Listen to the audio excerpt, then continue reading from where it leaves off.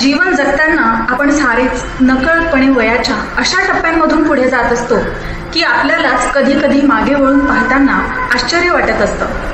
येणारा प्रत्येक दिवस, उगवणारा प्रत्येक सूर्य, खळाळत्या झऱ्यासारखं आयुष्य निघून जात असताना जीवनाची वाटचाल देखील 100कडे जात असते।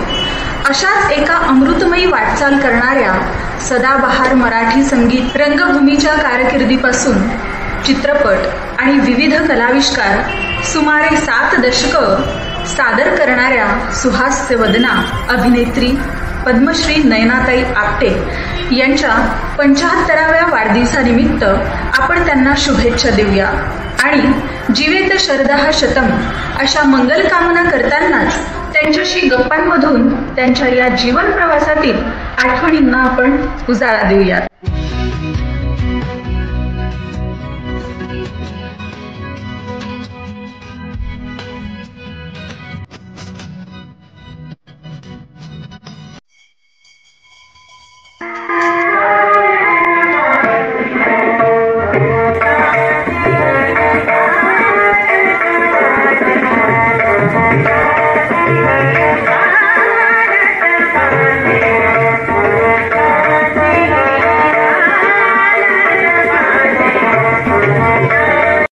एकाच ह्या जन्मी जणू फिरूनी नवे जन्मेन मी या मराठी सिनेसृष्टीतील पुढचं पाऊल चित्रपटातील गीतकार सुधीर मोघे यांच्या काव्यपंक्तीचा याची देही अनुभव घ्यायचा असेल तर वयाच्या 75रीत पदार्पण केलेल्या पद्मश्री नयना आपटे यांच्याशिवाय अन्य कुणाला ही उपमा लागूच होणार नाही, नाही का? जी आठवण आहे किंवा जे आभार मानायचे ते परमेश्वराचे का तर मी महाराष्ट्रात जन्माला आहे। महाराष्ट्रातल्या रंगभूमीवर मला काम करायची संधी मिळाली। एक कलाकार म्हणून मला जीवन जगता आलं। एका मोठ्या कलाकाराच्या पोटी मी जन्माला आले। एका चांगल्या घरात माझा जन्म झाला आणि चांगलं काम करायची मला संधी मिळाली। स्वप्नाप्रमाणे भासेल सारे, जातील साऱ्या लयाला व्यथा, भवती सुखाचे स्वर्गीय वारे, नाही उदासी ना आर्तता, ना बंधने वा नाही गुलामी, भीती अनामी विसरेन मी, हरवेन मी हरपेन मी, तरीही मला लाभेन मी, अशी दुर्दम्य इच्छाशक्ती घेऊन खळाळत्या आठवणींचा निर्झर जीवनाकडे पाहण्याचा वास्तववादी सतत आशादायी सकारात्मक दृष्टिकोन आणि 7 दशकांची कला साधना म्हणजेच या कला तपस्विनी नयनाताई आपटे। तर मला नांदी म्हणजे काय मला माहित नव्हतं, तर मी म्हटलं तू काय करायचं नाही, मायमिंग करायचं। आता मायमिंग हा प्रकार मला तेव्हा शिकवला 55 साली की तोंड हलवायचं बघ। म्हणजे मला नांदी येत नव्हती, सौख्य सुधा वितरो सदाशिव हे मला येत नव्हतं। हे माझ्या बाजूला सगळे मोठे मोठे जे गायक मंडळी होते ना, भार्गवराव मामा, नेवरेकर मामा, रामभाऊ मराठे, ही सगळी माणसं गात होती नांदी आणि त्यांच्यामध्ये मी उभं राहून असं तोंड हलवत होते, मॅ मॅ परत ते नमन नट असं मी करायची। तेव्हा मला आई विंग मधनं सांगायची, आ कर, तू कर, एकात दे, ए कर, तोंड मोठं कर, आ कर। ही शिकवण जी आहे ना, आमच्या वेळेला शिक्षण म्हणजे अभिनय शिक्षण असं शिबिर बिबिर असं काही नव्हतं। असं कर तसं कर असं काही नव्हतं। बघा कसं करतायत, आजमावा कसं करतायत, समजून घ्या आणि काम करा। त्यामुळे हे बघण्याची प्रोसेस जी आहे ना, कारण काय बघणं हे सुद्धा संस्कार आहे, काम करणं हे तर संस्कार आहेतच, पण दुसऱ्यांची कामं बघणं हे सुद्धा संस्कार आहेत। तेव्हा काम बघत जा, ऐकत जा। म्हणून नाटक ऐकायचं, नाटक बघायचं, नाटक मनात ठसवायचं, नाटक समजून घ्यायचं आणि नाटकातनं घेऊन घरी जायचं। मेसेज जो असेल तो हे नाटक बघणार. वेब मीडियाकरिता नैनाताईंच्या या हृदय मुलाखतीतून त्यांचे जीवन दृष्टिकोन आणि प्रदीर्घ वाटचालीतील अनुभव मनाच्या कोपऱ्यात पुन्हा एकदा सुधीर मोघेंच्या गीतामधील या ओळी डोकावून साथ संगत देत म्हणतात. आशा उद्याच्या डोळ्यात माझ्या फुलतील कोमेजल्या वाचुनी, माझ्या मनीचे गुज घ्या जाणुनी या वाहणाऱ्या गाण्यातुनी. लहरेन मी बहरेन मी, शिशिरातुनी उगवेन मी, एकाच या जन्मी जणू फिरुनी नवे जन्मेन मी. वक्त्याला बोलावसं वाटणारं एक व्यासपीठच आहे, दुसरं नाही आहे काही. तेव्हा ही रंगभूमी चिरंतन आहे, ही चिरंतन तरुणच आहे, तरुणच राहणार आहे.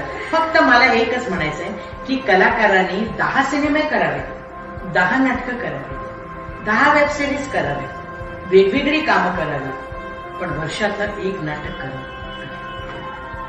वर्षातनं एक नाटक करावं आणि एक बालनाट्य करावं. पूर्वीच्या आणि अलीकडच्या काळातील स्त्री कलावंत, विनोदी कलाविष्कार आणि एकूणच महाराष्ट्राच्या जनमानसाचे बदललेले अंतरंग रंगभूमीवरील कलावंतांच्या दृष्टिकोनातून नाट्य चळवळीची अस्मिता त्यांच्या शब्दाशब्दात डोकावत राहते. त्या म्हणतात, डिसिप्लिन हे आयुष्यात फार महत्वाचं आहे. डिसिप्लिन इज मोस्ट इम्पॉर्टंट गोष्ट आहे कलाकाराच्या आयुष्यात, असं आमची आई सांगायची. डिसेन्सी, डिग्निटी, काम करताना आणि काम झाल्यानंतर समाजात वावरताना एक कलाकार म्हणून तुमची असणारी डिसेन्सी आणि डिग्निटी ही तुम्ही जोपासली गेली पाहिजे. तुम्ही स्क्रीनवर काय करता हा तुमचा वैयक्तिक व्यवसायाचा प्रश्न, पण स्क्रीन सोडून जेव्हा तुम्ही बाहेर येता, जेव्हा तुम्ही गाडीतनं जाता किंवा टॅक्सीनं जाता किंवा बसनं जाता, तेव्हा तुमची आयडेंटिटी ही चांगली असली पाहिजे. याचं उदाहरण सांगते तुम्हाला. आमचा डॉक्टर काशीनाथ घाणेकर जेव्हा नाटक संपल्यानंतर कधी त्याची गाडी असायची, कधी नसायची.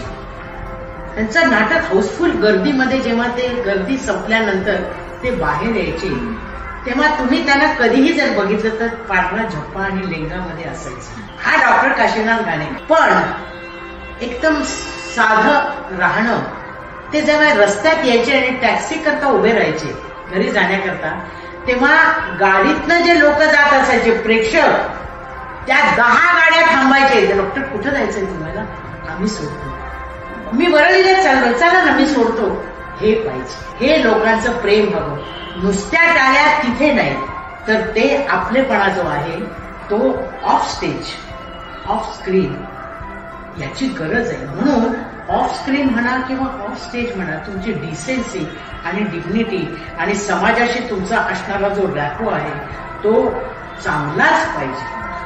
तर तुम्हाला रिस्पेक्टफुली तुम्ही लोकांसमोर येऊ शकता. आपल्या सहज आणि सुंदर अभिनयातून बालपणापासून सातत्यपूर्ण 7 दशकांचा कलाप्रवास करताना नैनाताई आता वास्तविक जीवनातील आजीच्या भूमिकेत देखील पुन्हा एकदा बालनाट्याच्या विश्वात बाल होऊन रंगतात. या नव्या पिढीला घडवण्यासाठी कलेचे संस्कार, शिस्त आणि वारसा देण्यासाठी त्या संयमाने उभ्या ठाकतात आणि एक वर्तुळ पूर्ण झाले असे म्हणत बालनाट्यासाठी देखील कार्यरत राहतात. उदाहरण म्हणून देऊ शकता तुम्ही, एक लोकांसमोर उदाहरण म्हणूनच राहिलं पाहिजे. आमच्या पिढीला वैदा रेहमान, नूतन, साधना, नर्गिस, जयश्री गडकर ह्या सगळे जे कलाकार होते हे आमच्या डोळ्यासमोर उदाहरण दाखवलं. सुलोचनाबाई की आम्हाला काम करायचंय जयश्रीबाईंसारखं, आम्हाला काम करायचंय सुलोचनाबाईंसारखं. कारण का? त्यांनी स्वतःची आयडेंटिटी इतकी चोख जपलेली आहे, हल्ली बघायला मिळत नाही तो भाग वेगळा. पण आम्हाला खूप छान हे संस्कार आहेत. जीवनाच्या संघर्षाकडे पाहताना देखील त्या आपल्यापेक्षा तीव्र जीवन संघर्ष करणाऱ्यांच्या उदाहरणातून स्वतःकडे असलेल्या अडीअडचणीचा पाढा न वाचता स्वतःला भाग्यशाली असल्याचे सांगतात. ही अनुभव समृद्ध जीवनाची लय म्हणूनच त्यांच्या व्यक्तिमत्वाचे वैभव होऊन राहते. की तेव्हाचं जे कोकण, आत्ताचं कोकण, जमीन आसमानचा फरक आहे. तेव्हाची लाल माती आता नाहीये, आता सिमेंट आहे, बिल्डिंग्स आहेत, माणसं बदलली, लोकांची मानसिकता बदलली, नाटक बघण्याकडे असणारा जो कल आहे ना तो पण बदललाय. आत्ताचा जो प्रेक्षक आहे, आत्ताचा जो 30 ते 50 च्या दरम्यान येणारा जो प्रेक्षक आहे ना तो सिरियलचा प्रेक्षक आहे. नाटकाचा प्रेक्षक मला बाहेर खूप कमी बघायला मिळतो. म्हणजे नाटकाला येतात, नाटक बघायला येतात, पण डोक्यात सिरियल असते. कारण काय की ते जे नटमंडळी बघतात ना, ते सिरियलमध्ये काम करणारे असतात. त्यामुळे 400 रुपयाचं तिकीट काढून ते जेव्हा आपल्या घरातल्या लोकांबरोबर येतात तेव्हा त्यांना नाटक बघण्यात इंटरेस्ट नसतो. अगं हिनं काम केलंय त्या सिरियल मध्ये, माहितीये का तुला, त्या हिरोची ती बहीण, ती बघ नंतर पळून जाते, त्याच्यानंतर मग तिचा पहिला नवरा येतो, मग तो एक मुलगा असतो, नंतर नवऱ्याला कळतं ना की तो मुलगा तिचाच आहे म्हणून. समजलं तुला? त्याच्यात हिने काम केलं. हे सगळं ती नाटक बघत असताना सांगतात प्रेक्षक. तिथे काम करत असताना कलाकाराला अशी खंत वाटते की आम्ही जीव तोडून काम करतो, तुमच्याकडे पोचवण्याचा प्रयत्न करतो. आमच्याकडे असलेली जी काही भूमिका असेल ती स्वच्छ अस्खलित शब्दामध्ये लेखकाचं म्हणणं आम्ही तुमच्यापर्यंत मांडतो. तुम्हाला ते म्हणणं ऐकण्यात इंटरेस्ट नाही, तुम्हाला सिरियलचं बोलण्यात इंटरेस्ट आहे. बरं, एवढं सगळं झाल्यानंतर आतमध्ये येऊन जेव्हा म्हणतात नाही ना ते काम खूप छान झालं, आम्हाला खूप आवडलं, मग तुमचं काय गोडा मसाला आता कधी आहे, तुमचा कधी सिरियल मध्ये कधी होणार आहे? म्हणजे लोकांचं हे जे डायव्हर्शन झालंय, नाटकाकडे कमी आणि एंटरटेनमेंटकडे जास्त. 10व्या मिनिटाला माणूस विसरून जातो. आणि हेही मी तुम्हाला सांगू शकते, हेही मी तुम्हाला सांगते की आपलं म्हणजे जे स्मॉल स्क्रीन आहे, सिरियलचं जे ते जे माध्यम आहे ना, ते सुद्धा माणसं पटकन विसरतात. तिथं तुम्ही सतत दिसलात तर तुम्ही लक्षात राहा. नाटकाचं काय आहे, नाटकाचं तुम्ही दिसला नाही तरी तुमचं नाव असतं आणि ते नाव तुम्ही मरेपर्यंत तुमच्या बरोबर तुम्हाला साथ देतं. तुम्ही जरी काम केलं नाही आणि तुम्ही जरी कुठे दिसलात नाही ना, ते त्यांनी लग्नाच्या वेळीत काम केलं, त्यांनी सौजन्यात काम केलं होतं, यांनी याघर आपलंच मध्ये काम केलं होतं, अशी ती आठवण असते. जरी त्या कलाकारांनी काम करत नसला तरी सिरियल मध्ये कसं होतं की लोक 10व्या मिनिटाला काल काय केलंय विसरून जातात. घरच्या गृहिणी ज्या असतात स्वयंपाक करताना बघतात. आणि दुसरं माहितीये का, म्हणजे हा माझा आरोप नाहीये, पण ही गोष्ट मला सांगावीशी वाटते की सिरियलची तुम्ही नामावली देताना कलाकारांची नावं का देत नाही? कलाकारांची नावं द्यायला पाहिजे. नवा असो, जुना असो, आत्ताचा असो, नंतरचा असो, पूर्वीचा असो, कुठलाही असो, सगळ्यांची नावं येतात. एडिटर कोण आहे, अमुक कोण आहे, हा कोण आहे, मीडिया कोण आहे, किंवा काय म्हणतात त्याला ते मार्केटिंग करणारं कोण आहे. कलाकारांची नावं का नाही? कलाकारांची नावं यायला पाहिजे. पण हे सिरियसली का कोणी घेत नाही हे माझ्या लक्षात येत नाही. म्हणजे असा कुठे काही नियम नाहीये की सिरियलमध्ये बाकीच्या सगळ्यांची नावं द्यावीत आणि काम करणाऱ्या माणसांची नावं नको. असं नाही होता काम. हे नावं द्यायला पाहिजे. कारण काही लोक आयुष्यभर काम करतात, त्यांची नावं यावी असं त्यांना वाटतं. म्हणजे नाटकात जसं जाहिरातीत नाव येतं तसं सिरियलमध्ये सुद्धा ते नाव असण्याची गरज आहे. नुसतंच प्रमोशन करताना ही नावं यावीत असं नाही, तर रेग्युलर सिरियलची जी नावावली असते त्याच्यात हे यायला हवं. पूर्वीच्या आणि अलीकडच्या काळातील स्त्री कलावंत, विनोदी कलाविष्कार आणि एकूणच महाराष्ट्राच्या जनमानसाचे बदललेले अंतरंग, रंगभूमीवरील कलावंतांच्या दृष्टिकोनातून नाट्य चळवळीची अस्मिता त्यांच्या शब्दाशब्दात डोकावत राहते. त्या म्हणतात, आजच्या पिढीला काम मिळवण्याकरता खूप संघर्ष करावा लागतो. त्या मानानं म्हणजे खूप ऑडिशन्स द्याव्या लागतात. 2-3 हजार ऑडिशन दिल्यानंतर मग एखादं काम मिळतं आणि मग ते काम मिळाल्यानंतर पुढं कामं मिळत जातात. ही गोष्ट बरोबर आहे. माझ्या वेळेला साधारणतः काय झालं की नावं सुचवण्याचा जो प्रकार होता तो अधिक होता. आणि आता मी समजा एका चित्रपटात काम केलं आणि त्यावेळेचे 4-5 जे निर्माते असतील किंवा दिग्दर्शक असतील, जर त्यांनी असं माझ्या सहकलाकाराला विचारलं की बा नैनाने काम केलंय तर ती हे काम करू शकेल का, तर माझ्या वेळचे जे कलाकार आहेत ना ते कलाकारांची नावं सुचवायची. बरोबरीचे काम केलेले जे लोक होते उदाहरणार्थ रमेश देवनी किंवा अशोक सराफनी किंवा लक्ष्मीकांत बेर्डेनी ज्यांच्याबरोबर मी कामं केलीत, त्या लोकांनी आमची नावं सुचवली की अच्छा म्हणजे त्यांच्याकडे चित्रपट आल्यानंतर ते काय करतात की मग ह्या कामाला कोण आहे, मग मावशीच्या कामाला कोण आहे, मग बहिणीचं काम कोण करतंय, मग यांना जरा ट्राय करा ना, मग नैनाबाईंना जरा बघा ना, त्या अधिक चांगलं करू शकतील. तर माझ्या वेळेला ती फॅसिलिटी होती, आपण फॅसिलिटी म्हणूया की मेरिटवर काम मिळायचं, की तुम्ही एखाद्या चित्रपटात चांगलं काम केलं, ते 10 लोकांनी बघितलं की ते अप्रोच व्हायचं, म्हणजे ऑडिशन द्या, मग बघू, मग मान्य झालं तर करू. हा प्रकार आता जो आहे तो तेव्हा नव्हता, म्हणजे चटकन काम मिळायचं.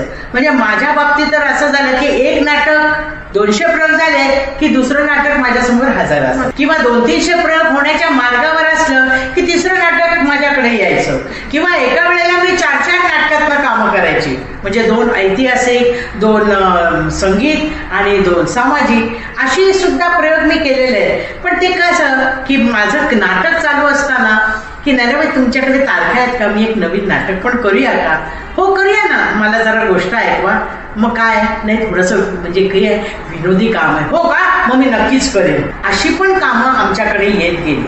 त्यामुळे त्या मनाला माझ्या पिढीचे जेवढ्या नायिका आहेत त्या या बाबतीत सुदैवी आहेत असं म्हणायला पाहिजे की त्यांच्याकडे एक संपलं की लगेच दुसरं काम येत गेलं.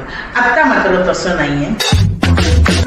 नाट्यप्रयोगांसाठी सारा महाराष्ट्र गेली 7 दशकं पालथा घालताना या कलावतीने बदलणाऱ्या साऱ्या स्थित्यंतराचा मागोवा घेत आयुष्यभरात विद्यार्थी म्हणून शिकत कलाविश्वातील जी उंची गाठली आहे, त्या उंचीवर देखील त्यांच्यातील विनम्रता, खळाळून व्यक्त होण्याची शैली, विनोदी मिश्किल बोलण्याची लय, वास्तव स्वीकारून त्यातूनही तडजोडीने मार्ग काढून पुढे जाण्याची जिद्द आजही नव्या पिढीतील स्त्री कलाकारांसाठी आदर्श अशीच म्हणावी लागेल. करायचं राहून गेलं असेल तर ते तुम्ही करा, पण कीप युअर ब्रेन बिझी. कारण हे जर रिकामं असेल तर रिकाम्या डोक्यात सैतान आपला कारखाना मांडतो, अशी म्हण आहे. हे गडकऱ्यांनी सांगितलेलं आहे एकच पेलामध्ये. तेव्हा असं होता कामा नये की कलाकार जेव्हा रिकामा असतो कामाच्या दृष्टीनं तर वेगळं फील्ड सायमल्टेनियसली बाजूला चालू ठेवलं पाहिजे, म्हणजे तिथून तो तिथे जातो. आज मी जशी बालनाट्य करते, नाटक करते, सिरियल करते, सिनेमा आला तर करते, पण कालांतरानं समजा हे कमी झालं तर काय मी घरी बसून राहणार का? नाही, मी शिकवणार, मी अभिनय शिकवणार. मला मुंबईत नाही शिकवता आलं तर ग्रामीण भागात जाऊन शिकवेल.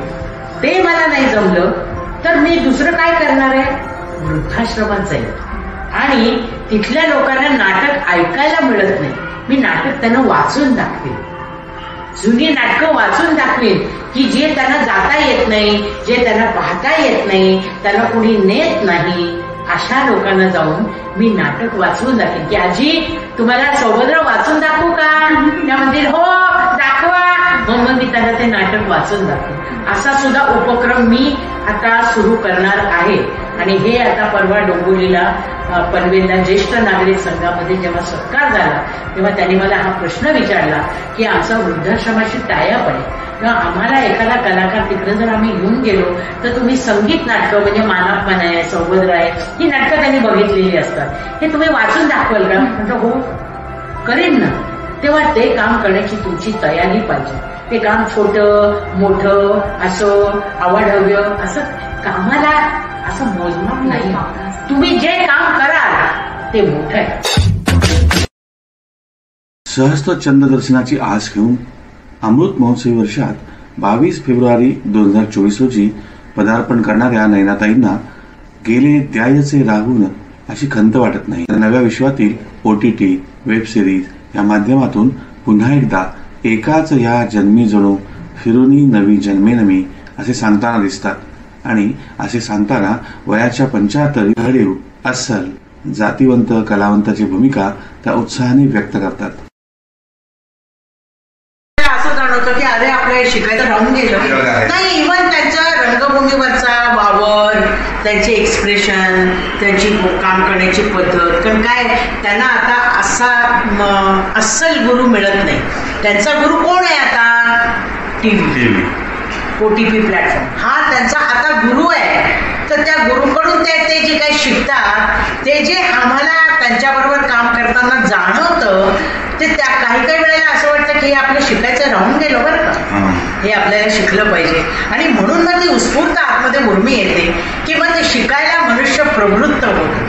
कारण कुठल्याही कलाकारांनी शेवटपर्यंत विद्यार्थी असावं, अगदी शेवटपर्यंत, शेवटच्या श्वासापर्यंत शिकता आलं पाहिजे. जे आपल्याला नाही मिळालं शिकायला ते आणखी समोरच्याकडनं जर शिकायला मिळालं असेल, तो आपल्या बरोबरीच्या वयानं पाहिजे असं नाही, तो आपल्यापेक्षा वयानं लहान असला तरी चालेल, परंतु त्याचा अनुभव, आत्ताच्या पिढीचा अनुभव हा टेक्निकली दृष्ट्या म्हणजे टेक्नॉलॉजीच्या दृष्टीनं अधिक आहे. ते खूप फास्ट आहे, ते खूप परफेक्ट आहे. तर हे परफेक्शन जे आहे ते त्यांच्याकडनं शिकणं फार गरजेचं आहे असं मला वाटतं. आणि मला ते शिकायला मिळालं. त्यामुळे आता पुढे काय शिकायला मिळणार आहे याची मी वाट बघते. आता नवीन काय, कारण जे जे नवीन येईल या क्षेत्रामध्ये, जे नवीन असेल तिथं मला जर संधी मिळाली तर मला ते करायला आवडेल. आता एवढ्या सगळ्या माध्यमातून मी जरी काम केलेलं असलं तरी माझी एकच गोष्ट माझी राहून गेली, ती म्हणजे एक चांगली वेबसिरीजमध्ये मला काम करण्याची मला इच्छा आहे.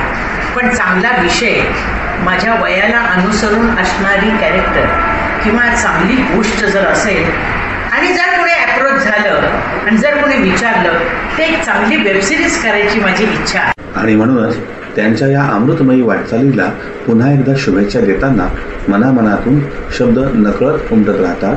नयनाताई, जीवेत शरद शतम, जीवेत शरद शतम.